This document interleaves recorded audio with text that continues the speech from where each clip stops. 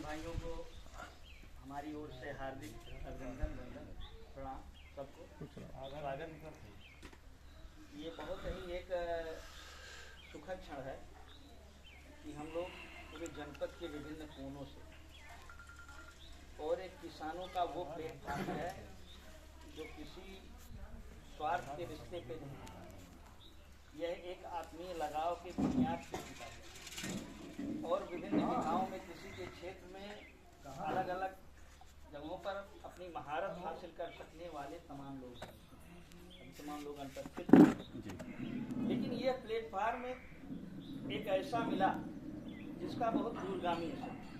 एक तो एक अपनापन जिले को पूरा जोड़ने में हम लोग कामयाब हुए, चाहे वो सबसे लास्ट ब्लॉक परशुरामपुर का वो हैं चौधरी साहब, चाहे आप पूरब गोचना धौरारा गोचना के अवधेश पांडे जी हों, चाहे गुंडा कुंवर बॉर्डर के ये हों, चाहे सरजू के किनारे के आप हों, ये पूरा एक ग्लोबलाइजेशन हो गया पूरे जनपद का।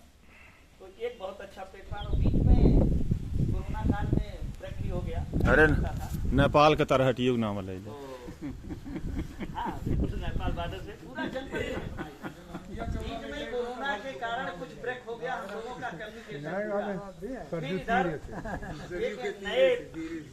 मैं दिनेश जी को इसका संयोजक भी मानता हूँ, तो नहीं किया हूँ लेकिन मानता हूँ। इस कार्यक्रम को दिनेश जी ने शुरू किया और उस कड़ी में हम लोग आपस में जुड़ते और गए। लेकिन मित्रता में दो ही फार्मूले होते हैं।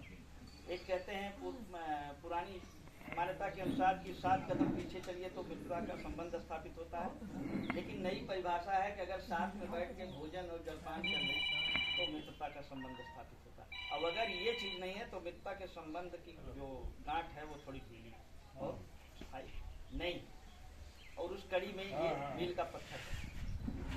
तो हम सभी लोग एक आत्मीय लगाव के साथ काम कर रहे हैं और हमें आशा है हम आगे भी करते ही रहेंगे।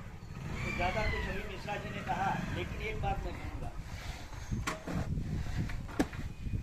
कि छोड़कर दुनिया की गाफिल जिंदगानी फिर कहाँ, जिंदगानी कर रही तो नौजवानी फिर। खेती वह चीज है, खेती वह चीज है जिसमें इतना बड़ा दिल किसान का जितना होता है किसी भी विधा से जुड़े व्यक्ति का नहीं। इसे जितना आत्मीय संतोष अपनी खेती से मिलता है, एक डीएम को भी अपने पद से नहीं मिलता है, हमको भी उससे नहीं। ये अपनी खेती से सुकून, क्योंकि अपने आप से ही शिकायत करता है, अपने आप से समाधान भी करता है। इसे किसी से बहुत ज़्यादा हम न सरकार से उम्मीद करते, क्योंकि ऊपर वाला देता है, हमको मिलता नहीं देता, 2-3 दिन बोल के हमको फिर अपने ढंगे पे चल निकलते चाहे जो।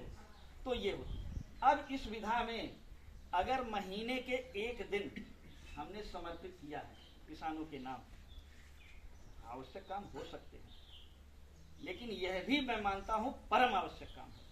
और हर आवश्यक काम में समय निकालने की हमारी एक क्षमता भी होनी चाहिए कि कहीं कहीं क्या प्राथमिकता है। खाली कोई नहीं, खाली इस संसार में कोई है ही नहीं।